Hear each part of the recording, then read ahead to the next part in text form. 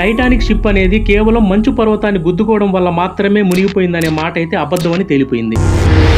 ఈ Titanic ship యొక్క మొత్తం రెస్పాన్సిబిలిటీ ఈ షిప్ యొక్క కెప్టెన్ అయినటువంటి ఎడ్వర్డ్ జాన్ మీదే ఉంది.